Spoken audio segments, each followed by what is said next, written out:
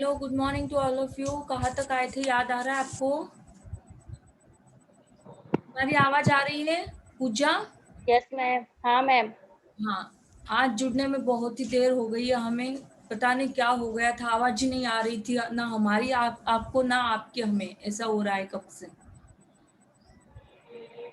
कहाँ तक आए थे, याद कीजिएगा। मैम वो ईशान के फ्लैट का जो मालिक है हम्म। वो ईशान के घर पे आता है। वो सोसाइटी में के कुछ लोगों को लेके वहां तक ही आए थे। क्या नाम है उनका? मैम नाम भूल गए। भगत सरदार सिंह। भगत। Very good. हाँ। ईशान के घर पर उन्हीं के फ्लैट के सरदार भगत सिंह आते हैं और देखिएगा कि एक ही व्यक्ति, लेकिन एक व्यक्ति सारे लोगों को किस प्रकार से इकट्ठा कर लेता है। तो एक वरिष्ठों के लिए एक पत्रिका प्रकाशित करना चाहते हैं। जैसे कि आपको पता ही होगा कि हमारे कॉलेज से शारदीय निकलता है ना, तो शायद ही आप लोगों में से किसी लोगों ने शारदीय में आपका आर्टिकल दिया होगा, किसी ने अपनी कविता अपनी कहानी दी होगी, है ना, और उसे प्रकाशित किया जाता है। ठीक उसी तरीके से ये जो भगत सिंह उनके यहाँ पर आया हुआ है ईशान के घर पर। तो ईशान के घर पर आए हुए वो मेहमान एक अपने वरिष्ठों के लिए एक सुंदर सी पत्रिका प्रकाशित करना चाहते हैं।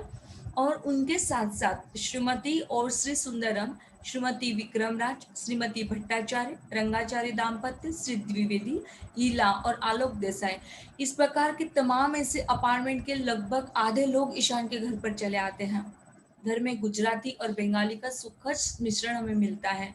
ये सारे सीनियर सिटीजन है, सयाने नागरिक है, किंतु दयनीय बिल्कुल नहीं। देखिएगा कि यहाँ पर हमें वो चीज बताने का सफल प्रयास कृष्णा सोप्ती जी करते हैं कि जैसे सीनियर सिटीजन के रूप में है, वरिष्ठ लोगों के रूप में है, बुजुर्ग लोगों के रूप में है, एक सयाने नागरिक के रूप में उभर कर आते हैं, लेकिन वो दयनीय नहीं है दोस्तों, त्रसित नहीं है। और देखिएगा कि जैसे कई अपनी समस्याओं को लेकर आते हैं, लेकिन यहाँ पर किसी की अपनी समस्या को नहीं प्रकाशित करना है, बल्कि एक सयाने व्यक्तित्व के रूप में, एक बहुत मैच्योर पर्सनालिटी के रूप में यहाँ पर उभर कर आते हैं।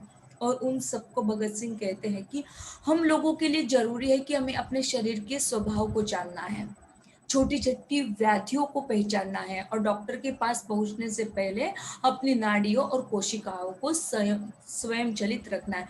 देखिएगा कि जैसे हमने इसके पूर्व आपको बताया था कि शरीर में आपकी ईशान ने बताया था, ईशान के जरिए कि वो आध्यात्मिक धरोहर को अपनाता है ना, और खास तौर पर आंतरिक चेतना की बातें हमने आपसे कही थी। तो यहाँ पर भी भगत सिंह के जरिए हमें वो बताने का प्रयास करते हैं कि जैसे हमें अपने शरीर के प्रकृति के बारे में जानना है। जैसे हमारा जो शरीर है वो 3 नाड़ियों से बना है। जैसे डॉक्टर के पास पहुंचने से पहले वो कहता है कि अपनी नाड़ियों और कोशिकाओं को स्वयं चलित रखना है। देखिएगा कि ये सारी चीजें हम अपनी ओर से नहीं कह रहे, आपको पीडीएफ फाइल सेंड कर चुके हैं, और उस पीडीएफ में सब कुछ दिया हुआ है। यदि आपके सामने आपने प्रिंट निकाली हो तो पेज नंबर नहीं है हमारे पास, हाँ, 89 पेज नंबर पर आपको ये सभी चीजें मिल जाएगी। तो देखिएगा कि जैसे वो बता रहा चाहते हैं कि डॉक्टर के पास पहुंचने से पहले हम लोग क्या करते, देखिएगा कि यदि हमारे पेट में बीमारी होती है, पेट दर्द होता है, सिर दर्द होता है, गले में खरोच आती है, तो हम लोग क्या करते हैं, किसी एक ही डॉक्टर के पास नहीं जाते, बल्कि पर्टिकुलर पेट के डॉक्टर के पास जाएंगे, गले के डॉक्टर के पास जाएंगे, ईएनटी डॉक्टर के पास जाएंगे, है ना। तो ठीक उसी प्रकार हमारा जो भगत सिंह यहाँ पर आया हुआ है, तो भगत सिंह उन सभी सीनियर सिटीजन को क्या कहना चाहते हैं कि आपको डॉक्टर के पास जाने से पहले आपके शरीर के स्वभाव के बारे में आपको जानना चाहिए। अब शरीर का भी क्या स्वभाव होता है, डू यू नो? और होता है तो कैसे? हमारा सवाल आप सभी लोगों को है कि क्या शरीर का भी कोई स्वभाव होता है, और होता है तो कैसे?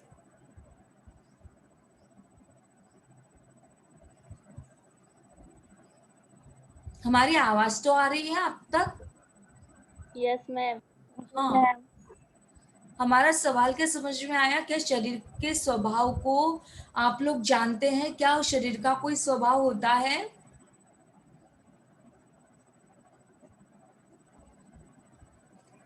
दोस्तों आ रहा है तो बताते जाइए, ना आ रहा है तो आप वैसे डिस्कस करते जाइए, ताकि ऑलरेडी हमारा मुझे लगता है कि 10 मिनट हमारे चले गए हैं इस कनेक्टिंग पावर में। नहीं जो आ आप, रहा मैम। हाँ ठीक है। देखिएगा, जिससे आपको पता नहीं है, एक लाइन हमने आपको अभी भी बताई कि डॉक्टर के पास पहुंचने से पहले अपनी नाड़ियों और कोशिकाओं को स्वयं चलित रखना है ना। तो अब हम आज बात करने वाले हैं नाड़ियों के बारे में, है ना। अब ये नाड़ियां कौन सी होती है, ये कोशिकाएं कैसी होती हैं, इसकी जो तासिका है, यह तासिका हम कल की तासिका में हम आपको एक पूरा दिखाएंगे, वीडियो नहीं बल्कि एक ऐसा चार्ट दिखाएंगे। आज हमारे पास वो मौजूद नहीं कर पाए हम, क्योंकि ऑलरेडी लेट हो गई, जिस कारण हम इस टॉपिक को नहीं पढ़ा पाएंगे। तो केवल इतना समझिएगा कि आपके शरीर में 3 नाड़ियां होती है और 7 चक्रास होते हैं, है ना। जिसे कोशिकाएं हम लोग कहते हैं। डॉक्टर के पास पहुंचने से पहले हमें उन नाड़ियों के बारे में और कोशिकाओं को हमें स्वयं चलित रखना है। कल की तासिका में आपको जो 3 नाड़ियां हैं और जो 7 चक्र या 7 कोशिकाएं हमें प्राप्त होती है, उन के बारे में आपको पहचानना है। और शरीर के स्वभाव के बारे में आप खुद हो के हमें आज पूजा आपका उत्तरदायित्व है कि आप हमें नाइट को कॉल कर दीजिएगा और बता दीजिएगा कि मैम हमें वो सब जानकारी चाहिए जो आपने हमें आज अर्ली मॉर्निंग में कही थी। क्या हमारे शरीर का भी कोई स्वभाव होता है? क्या आप लोग जानना चाहते हो आपके शरीर का स्वभाव क्या है? Yes ma'am. जानना चाहते हैं तो निश्चित तौर पर कल का लेक्चर्स आप सभी लोगों को अटेंड करना होगा। कल आपको बताया जाएगा बेटा कि आपके शरीर का स्वभाव कैसे होता है ना। आपके शरीर में होने वाली आपकी 3 नाड़ियां होती है, उन नाड़ियों के बारे में आपको पता चलेगा। आपके साथ कोशिकाएं होती, उनके बारे में आपको कल की तासिका में पता चलेगा। और एक शब्द चल रहा है स्वयं चलित। तो ये जो स्वयं चलित है, जिसे हम ऑटोनॉमस नर्वस सिस्टम कहते हैं, इसका भी पता चलेगा। 4 चीजें आप लोग लिख लीजिए, एक पेज पर, कॉपी पर आपके पास होगी, है ना। तो कॉपी पर लिख लीजिएगा कि स्वभाव क्या होता है। लिख लिया आप लोग? यस मैम, लिख रहे हैं। हाँ। आपको किस किसके बारे में जानना है? आपके शरीर के स्वभाव के बारे में कल की तासिका में जानना है। और उसके साथ में एक शब्द आ रहा है, छोटी बड़ी जो व्याधियां होती है ना, इन व्याधियों के बारे में भी हम लोग जानेंगे।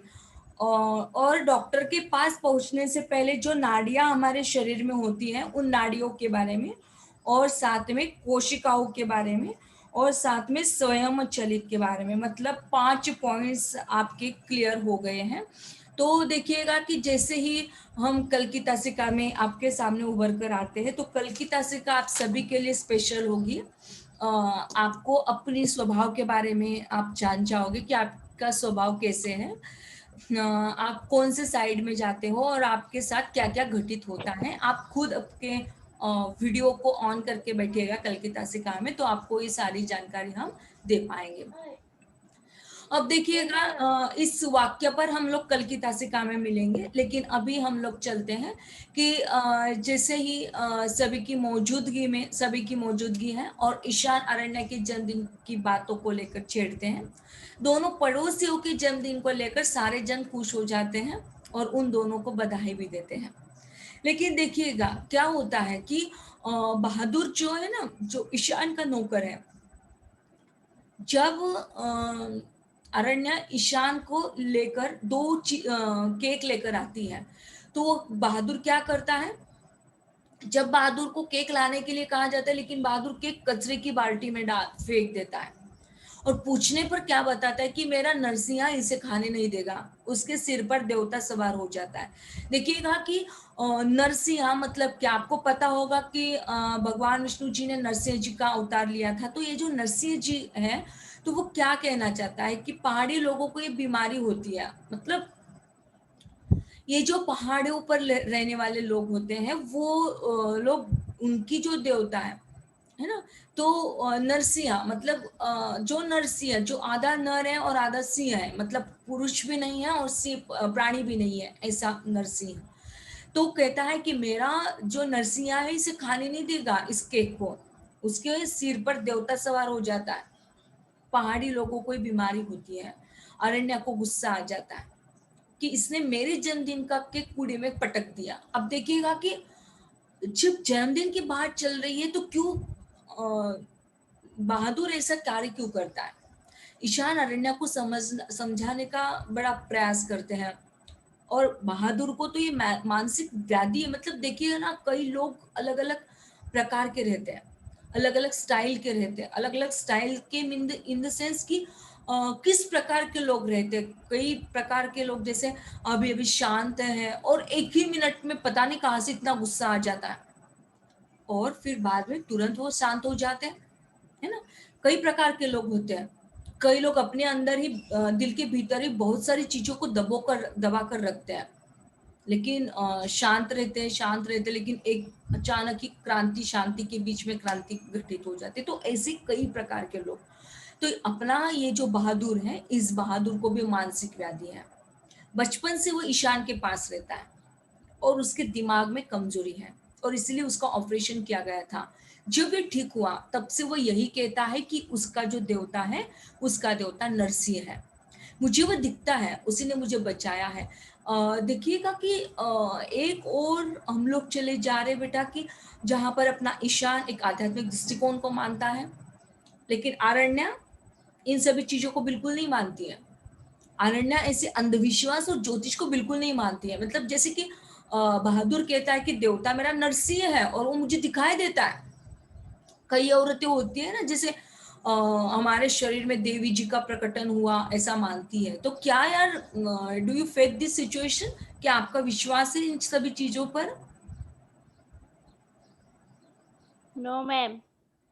अरे यार, मतलब देखिएगा कि जो इस प्रकार का कार्य कर रही है, मेरे शरीर में देवी आई है, तुम्हारे ये दुख दूर कर देंगे, हम आपके वो दुख दूर कर देंगे, तो क्या किसी पर आलोचना करना मेरा उत्तरदायित्व नहीं है, माफ कर दीजिएगा। लेकिन एक वस्तु स्थिति, एक अंधविश्वास वाली बात हम आपके सामने कहना चाहते हैं कि वो स्वयं यदि उसके शरीर में देवता विराजमान हो जाती है और यदि वो दूसरों के दुखों को दूर कर रही है ना, दूसरों को ढेर सारी चीजों को वो प्रदान कर रही है, तो क्या वो अपनी जिंदगी को गरीबी के साथ वो महसूस कर पाए कि दिस इज नॉट फेयर? कुछ ये चीजें दिल और दिमाग को पसंद नहीं आती। तो ठीक वैसे ही बहादुर क्या कहता है बीच बीच में कि एक देवता है मेरे, और मेरे, आपको याद रखना है, बहादुर के देवता का नाम पूछा जा सकता है आपको। एक उत्तरीय प्रश्न मंजूषा लगभग तैयार हो चुकी है, एक दो दिन में फिलअप कर पाएंगे। पहले तो इस टॉपिक को कंप्लीट करेंगे, उस टॉपिक के पश्चात आपको वो 50 से 100 नंबर्स के प्रश्न आपके साथ शेयर करेंगे।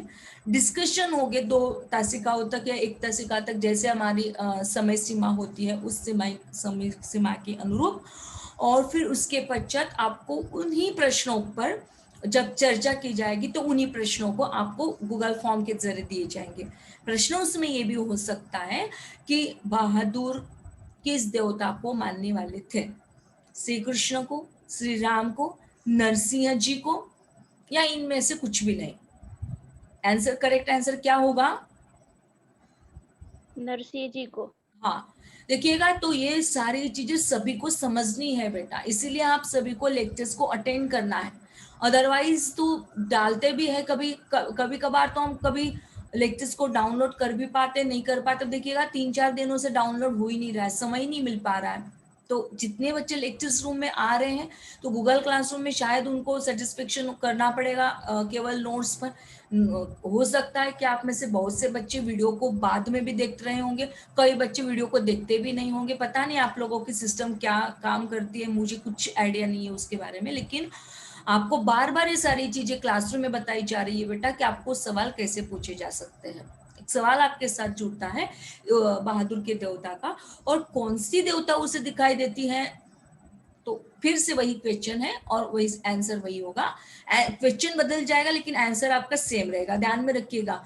घुमक्कड़ प्रवृत्ति रखेगा एग्जामिनर, कहीं भी कैसे भी घुमाते हुए प्रश्न करते जाएगा, लेकिन आपको करेक्ट आंसर उसका क्या है आपको देते बनना चाहिए। नहीं तो कल की तासिका में ऐसा होना चाहिए कि आपको ये नहीं आ रहा है, वो नहीं आ रहा है, दिस इज नॉट फेयर। उसका जो देवता है बहादुर का, वो क्या है, तो नरसिंह है।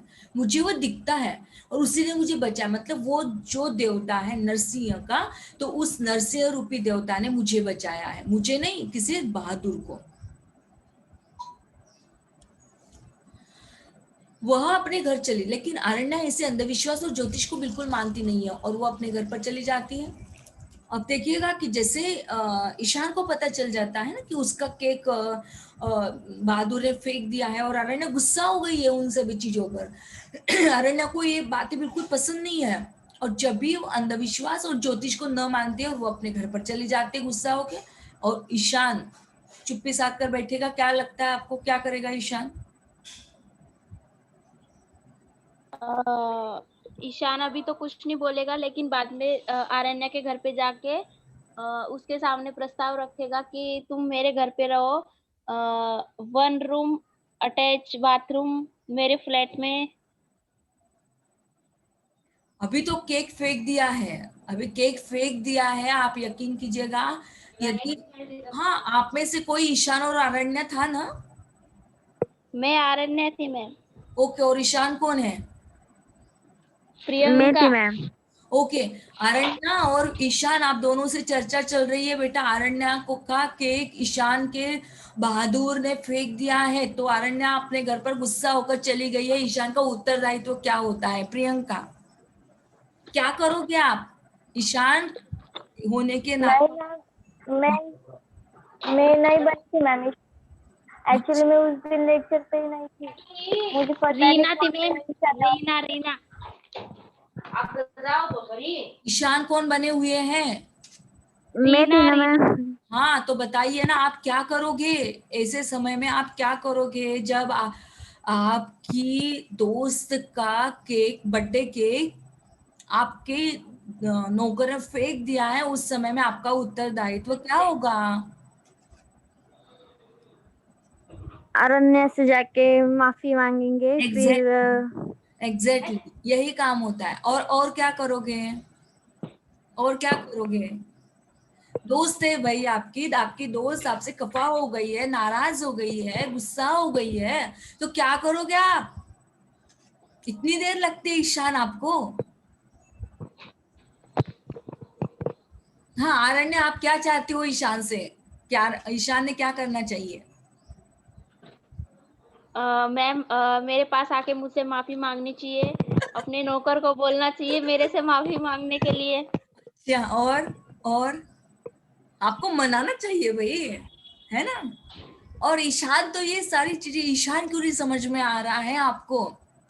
अब देखिए, अनन्या इससे अंधविश्वास ज्योतिष को नहीं मानती है, गुस्सा करके अपने घर पर चली जाती है और ईशान एक स्वाभाविक तौर पर मेल फीमेल के आकर्षण के कारण ही क्यों न हो, ईशान उसे मनाने के लिए उसके घर पर चले जाते हैं। ईशान अरण्या को समझाने का प्रयास करते, किंतु अरण्या इस बात को स्वीकार नहीं करती, जिद्दी है अरण्या बहुत ही। देखिएगा कि अरण्या के व्यक्तित्व को लेकर यदि आप लोग चर्चा कर रहे हो, तो अरण्या का एक व्यक्तित्व अलग रूप से उभर कर आ रहा है। आप लोग देख रहे होंगे कि अरण्या का किसी भी रूप में परिवार के साथ वो बाधा मानती है और ईशान परिवार को मानता है। अब अरण्या को परिवार बिल्कुल पसंद नहीं है और ईशान को परिवार बहुत पसंद है। अरण्या लिखते समय रात में लिखती है, बल्कि जबकि उसके घर में दिन में भी कोई नहीं है। अरण्या दिन में इसलिए नहीं लिखती है क्योंकि कई बाधाएं उसे पहुंचाएगा और परिवार उसे बाधित तो करेगा लिखने के तौर पर, इसलिए परिवार को एक्सेप्ट नहीं करती। उन दोनों में कितना डिस्टेंस है, फिर भी वो दोस्त है। और अरण्या इस बात को कतई स्वीकार नहीं करती है और वो समझाने का कंटिन्यूअसली ईशान उसे। मैम, आवाज नहीं आ रही है। आपके नेट में प्रॉब्लम होगा बेटा, हमारी ओर से तो कोई प्रॉब्लम नहीं है। नहीं मैम, ब्रेक हो रहा है आपका आवाज। एक मैम, मिनट। हाँ ब्रेक हो सही, रहा है, मेरा नेटवर्क तो फुल है मैम। सही में हो रहा है ऐसा? कितने लोगों को problem? Yes ma'am. Yes ma'am, मजाक थोड़ी कर यस रहे। मैम। सभी को आवाज नहीं आ रहा मैम, हमारा? मुझे भी नहीं आ रही है। Yes ma'am. सेम प्रॉब्लम है ब्रेक ना? हो रहा है मैम, आ तो रहा है। अरे यार, हम ये तो नेट, ठीक है चलिए, वीडियो में मिल जाएगा आपको आज का, है ना? देखते हैं कैसे होता है। अभी आ रही है आवाज? यस मैम, आ रही है। Yes ma'am. Yes ma'am. Okay okay. तो वह अपने घर पर चली जाती, ईशान उसे मनाने के लिए उसके घर पर चले जाते हैं। ईशान अरण्या को समझाने का प्रयास करते, किंतु अरण्या इस बात को बिल्कुल स्वीकार नहीं कर पाती। पीछे भी उसने कई बार ऐसा किया और उसका उदाहरण अरण्या को ईशान दे देते हैं। मतलब कई बार तमाम ऐसी चीजें वो घटित करता है हमारा बहादुर, लेकिन फिर भी अरण्या का हाथ पकड़कर वह बहादुर की गलती की माफी मांगते हैं और उसे भोजन के लिए चलने का अनुरोध करती है। क्या करोगे अरण्या, आप चले जाओगे? अरण्या, आपसे सवाल किए जा रहे हैं, यस मैम। क्या करोगे आप? आपको बहादुर की गलती की माफी मांग रहे हैं हाथ पकड़कर, और उसे भोजन का, आपको भोजन करने के लिए चलने का अनुरोध कर रहे हैं। भूख लगी है ना? तो क्या करोगे? Yes ma'am. चलना है? क्या करोगे आप? Yes ma'am. जाओगे, जाओगे भोजन करने के लिए या नहीं जाओगे? क्या करोगे? जाऊंगी मैम। ओके। देखिएगा कि हमारी अरण्या कुछ देर तक सोचती है और फिर वह दोनों भोजन के लिए बाहर चले जाते हैं। अब हो गई जो खफाई थी, जो रुसवाई थी उस जगह की, वो खत्म हो गई और अरण्या और हमारे ईशान दोनों स्वयं भोजन के लिए चले जाते हैं। अरण्या देखती है ताजी हवा में हर शाम ये बूढ़े बगीचे में टहलने के लिए आते हैं। अब देखिएगा कि जैसे हमने इसके पूर्व भी आपको बताया कि हमारे जो अरण्या है वो प्राकृतिक सौंदर्य का दर्शन करना चाहती है ना? और वो प्राकृतिक सौंदर्य में क्या क्या देखती है, किन किन चीजों को आत्मसात करती है, तक हम सभी लोगों ने देख लिया। और जब वो बगीचे में टहलती है, और तो बगीचे में टहलते हुए उन सभी बूढ़े लोगों को वो देखती है, और साथ ही में जब वो लौटते हैं टहलते हुए, तो लौटते वक्त सब्जियां फल खरीदकर अपने परिवार के कोलाहल में जब वो लौटते हैं, तो कई बहू बेटे कितनी भी रुखाई से उनके साथ पेश आए, अवज्ञा करे, फिर भी वो उदासीन नहीं होते हैं। देखिएगा कितनी बड़ी बात है यह। आपके सुपर कंप्यूटर में, मतलब आपके दिमाग में इन सारी चीजों को आप नोट डाउन करके रखिएगा दोस्तों, कि अरण्य क्या देखती है कि ताजी हवा में हर शाम जो बूढ़े वर्ग है, तो बूढ़े वर्ग पूरे बगीचे में टहलने के लिए आते हैं, और लौटते वक्त जैसे वो टहलते हैं तो घर की वापसी जब होती है, तो लौटते वक्त सब्जियां लेते हैं, फल खरीदते हैं और परिवार के कोलाहल में लौट जाते हैं। बहू बेटे कितने भी रुखाई से पेश आए, अवज्ञा उनकी करें, फिर भी वे उदासीन नहीं होते हैं, क्योंकि परिवार के साथ होने का सुख कुछ अलग होता है। भले ही उन बहू बेटों के मर्जी के मुताबिक उनको चलना पड़ता है। बूढ़े जब बैठक में बोलते हैं तो सेहत, दवाइयाँ, डॉक्टर, परहेज, योग आदि बातों पर चर्चा करते हैं। देखिएगा दोस्तों कि जब बूढ़े वर्ग की बात चलती है, टहलने के पश्चात वो अपने घर पर जाते हैं। हो सकता है आपके घर में आपके दादा दादी, नाना नानी, आपके पापा मम्मी लौटते वक्त कई सब्जियां फल खरीद कर आपको लेकर आते हैं, लेकिन हम कितनी रुखाई से उनके साथ पेश आते हैं, कितनी अवज्ञा कर देते हैं, पर फिर भी वो है कि उदास कभी नहीं होते। और इसलिए उदास नहीं होते क्योंकि परिवार के साथ रहने का जो सुख उन्हें मिलता है, वह इन सारी रुखाइयों से, आपकी अवज्ञाओं से अलग होता है, और उन्हें अपने बहू और बेटों की मर्जी के मुताबिक ही चलना पड़ता है। हर चीज को उनको देखना पड़ता है कि मेरी बहू इस बात से खफा हो जाएगी, नहीं करेंगे। हमारा बेटा इस चीज से नाराज हो जाएगा, हम नहीं करेंगे। देखिएगा कि उनकी बोलने के तरीके में, जब वो बैठक में बोलते हैं, मतलब जब वो क्या कहेंगे, हॉल में बैठते हैं ना, बैठक खाने में जब वो बैठते हैं, तो उसमें उनकी बातों का जिक्र कौन कौन सी होता है। आपको सवाल, यदि सवालों का प्रारूप अलग अलग हो सकता है, एक उत्तरीय प्रश्न मंजूषा होती है, पर्याय उसमें यदि दिए जाते हैं, तो देखिएगा कि उन पर्यायों में आपको एक एक दिया जाएगा। जैसे आपको हमने अभी ऊपर वाला बताया कि जैसे बहादुर किस देवता को मानता है, ऑप्शंस दिए जाएंगे, आपको पर्याय दिए जाएंगे और एक चूज करना होगा। तो तो यहाँ पर भी आपको हम आपको बताना चाहेंगे कि यदि आपको सवाल किया जा रहा है कि जब बूढ़े बैठक में बोलते हैं तो उनकी बातों की चर्चा का विषय कौन सा होता है, एक उत्तरीय प्रश्न मंजूषा में, जब बूढ़े अपने बैठक में बोलते हैं तो उनकी बातों का विषय कौन सी चर्चा का विषय कौन सा होता है। तो कौन सी चर्चा का विषय होता है, जैसे आपकी सेहत कैसी है, क्या आपने दवाइयाँ ली, और दवाइयों के भी प्रकार होते हैं, आप किस डॉक्टर के पास जाते हैं, आपको कौन कौन सी चीजों का परहेज किया है, आप कौन से योग को करते हैं, है ना। योग करते हैं मतलब क्या, आप मेडिटेशन करते हो, है ना। योग से तात्पर्य एक शारीरिक भी होता है, एक फिजिकली भी होता है और मेंटली भी होता है। और आप लोग योग के बारे में जानते हो क्या? हमारी आवाज तो आ रही है? यस जी मैम। मैम। क्या आप ये देखिएगा, सेहत के बारे में पूछा जा रहा है, आपकी दवाइयों के बारे में पूछा जा रहा है, डॉक्टर के बारे में पूछा जा रहा है, परहेज के बारे में पूछा जा रहा है, योग के बारे में पूछा जा रहा है। तो क्या आप योग को जानते हैं? योग के भी दो प्रकार होते हैं, एक फिजिकली होता है और दूसरा मेंटली होता है। Do you understand physically and mentally? एक जी मैम। शारीरिक तौर पर किया जाता है योग, जो शारीरिक बल प्रदान करता है, और एक मानसिक तौर पर किया जाता है जो आपके मानसिक स्तर को बढ़ाता है। Do you understand physically and mentally योग? हाँ या ना, बात करते जाइए बेटा। जी मैम। क्या पता है कि एक को योग करने से शारीरिक सेहत भी अच्छी रहती है और प्राणायाम वगैरह करने से मानसिक सेहत भी अच्छी रहती है। ओके, आपको केवल पता है, आपको आप अंदर नहीं गए हो, नहीं करते हो योग आप लोग ना। तो देखिएगा कि योग से तात्पर्य कैसे है कि अलग अलग प्रकार के योग है। हम जब चर्चा चलेगी उसके बारे में, जैसे शरीर की नाड़ियां, तंत्र, अभी कोशिकाएं, ये योग के ही साथ चलती है। तो कल की तासिका में हम आपको फिजिकली और मेंटली दोनों योग की बातें बताएंगे। इसके अलावा जब वो बूढ़े अपने बैठक में बोलते हैं तो इन सभी के अलावा सेहत, दवाइयाँ, डॉक्टर, परहेज, योग, 5 बातों को छोड़कर और अन्य पेंशन, प्रोविडेंट फंड और महंगाई, इसके बारे में भी वो चर्चा करते हैं।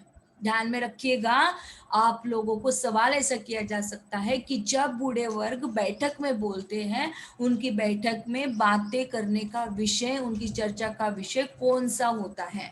बूढ़े लोगों का चर्चा का विषय कौन सा है? सेहत, दवाइयाँ, डॉक्टर, परहेज, योग, पेंशन, प्रोविडेंट फंड, महंगाई।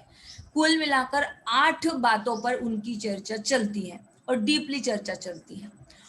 अरण्य घूमते समय यह बातें सुनती है कि हम जो भी कमाते हैं बेटे को दे देते हैं और बेटे को वंचित रखते हैं। Do you understand this line? देखिएगा कि हम जो भी कमाते हैं वो बेटे को देते हैं और बेटी को वंचित रखते हैं, और इसकी चर्चा भी हम लोग करते हैं, है ना। जब हम अरण्या ये सारी चीजों को देख रही है, सुन रही है, तो क्या एक औरत होने के नाते उसके दिल में यह बात नहीं आएगी? पुरानी व्यवस्था आज भी चलती है, पुरानी व्यवस्था आज भी चलती है। नए बदलाव के साथ लड़का लड़की में भेद आज भी होता है, क्योंकि लड़की को गर्भ में ही मारा जाता है और लड़के का संरक्षण किया जाता है। इस पर कानून बन चुके हैं, किंतु इन्हें जब तक माता पिता लागू नहीं करेंगे तब तक यह कानून नहीं चलेगा। दोस्तों, यहाँ पर लड़की को गर्भ में ही मारे जाने की चर्चा चल रही है और लड़के को सुरक्षित रखने की भावना चल रही है।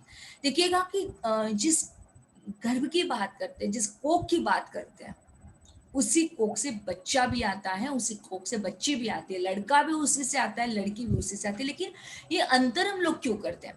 पुरानी व्यवस्था आज भी तो निरंतर रूप से चल रही है, लेकिन नए बदलाव के साथ आ रही है। लड़का लड़की में भेद उस समय में भी होता था, आज भी हो रहा है, लेकिन देखिएगा कि अंतर कितना है, डिस्टेंस उन दोनों का कैसे हो रहा है। कि उस समय में लड़का लड़की का भेद पाया जाता था, आज भी पाया जाता है। लड़के को उस रूप में सुरक्षित भाव दिया जाता था, आज भी दिया जाता है, लेकिन इस पर आज कानून बनाए गए हैं। कानून कितने सख्त हैं कि जब हम लोग चेकिंग के लिए जाते हैं तो चेकिंग के तौर पर हम आम साधारण तौर पर अब गर्भ की जांच पड़ताल हम लोग नहीं कर पाते, पर फिर भी ये जो कानून हम लोगों ने बनाए हुए हैं, जो समाज ने बनाए हुए हैं, शासन ने बनाए हुए हैं, तो कहीं ना कहीं ये जब तक माता पिताओं पर लागू नहीं होगा तब तक ये कानून नहीं चल पाएगा। यहाँ तक क्लियर हुआ आपको? Yes ma'am. हाँ, अब चलते हैं हम कामिनी और ईशान की पत्नी कामिनी के पास। हमेशा पूजा, आप हमेशा ही डिस्टर्ब रहती हो बेटा इसे लेकर, कामिनी है या दामिनी है मुझे समझ में नहीं आता, ऐसा आपका सवाल है। तो फिर से एक बार हम नहीं मैम, अभी क्लियर हो गया। अच्छा, वेरी गुड। क्लियर हो गया मैम, मैंने वीडियो देखे तो। Okay okay okay. अब देखिएगा कि अब फिर से एक बार हम कामिनी पर चर्चा करेंगे। यदि आपको सवाल पूछा जाता है, शॉर्ट नोट पूछी जाती है, तो आपको निश्चित तौर पर ये सारी चीजें लिखती बननी चाहिए। स्टार्टिंग होगी बेटा आपकी, स्टार्टिंग के तौर पर आपको एकोत्तरीय प्रश्न मंजूषा होगी, माफ कीजिएगा पर्याय दिए जाएंगे, विकल्पीय प्रश्न मंजूषा होगी जिसमें आपको विकल्प दिए जाएंगे, है ना, पर्याय दिए जाएंगे, उसमें ऑप्शंस दिए जाएंगे। पहला प्रारूप ये होगा। दूसरा प्रारूप आपका यह होगा कि आपको एकोत्तरीय प्रश्न मंजूषा जो आप लोग तैयार कर रहे हो घर पर, वो आपकी एक एग्जाम होती है, तो उस एग्जाम के दरमियान आप लोग अपने खुद के प्रश्नों को आपके ग्रुप पर डलवा रहे हो। एक दो के ही आए हुए हैं, बाकी के लोग बिल्कुल सोए हुए हैं। आप सभी से गुजारिश है, आप सभी को वो कार्य करना ही करना है। ओके, इस सेकेंड टेस्ट आपकी होगी। थर्ड टेस्ट आपकी ऐसे होगी कि जिसमें आपको शॉर्ट नोट लिखनी होगी, कामिनी लिखनी होगी, फिर दमयंती लिखनी होगी, फिर ईशान लिखना होगा, फिर अरण्या लिखनी होगी, और इस टाइप से अब आपको स्टडी आज से स्टार्ट कर देनी है। हो सकता है कि कल की तासिका से आप लोगों को एक टाइम टेबल भी दे दें हम। नेक्स्ट वीक में आपको टाइम टेबल लगवाया जाएगा, जिस टाइम टेबल के हिसाब से आपको अपना जो समय है उस समय के अनुरूप ही हम उस टेस्ट को लेने का प्रयास करेंगे। इतना क्लियर हुआ? Yes ma'am. ओके, चलिए बेटा हम लोग मिलते हैं दूसरी तासिका में। गूगल फॉर्म को फिलअप करते रहिएगा आप सभी लोग, और आज हो सके तो आज, नहीं तो 2-3 दिनों में ये सब जब कंप्लीट हो जाएगा तो नेक्स्ट वीक में आपको पर्यायी रूप के जो प्रश्न है उस पर भी हम लोग निश्चित तौर पर चर्चा करेंगे। दूसरा लेक्चर्स आपका स्टार्ट हो चुका है, 8:15 हुआ है। ये आज पता नहीं क्या जुड़ा, कैसे जुड़ गया ये, पहली लिंक जो डलवाई थी तो हिसाब से डलवाई थी, लेकिन अब पता नहीं उसका क्या प्रॉब्लम आ रहा है, तो ये कट नहीं हो रही अपनी मीटिंग। हमें खुद को ही अब डिस्कनेक्ट करना पड़ेगा, तब जाके हम एक एक करके आप लोग दूसरी तासिका में यस मैम। जुड़ोगे, है ना। चलिए बेटा हम लोग मिलते हैं। अब हमारी जो दूसरी तासिका है ना 71 गद्य वाली, उसमें मिलेंगे। अभी आपकी दूसरी अंग्रेजी की या दूसरे विषय की होगी तासिका। ओके।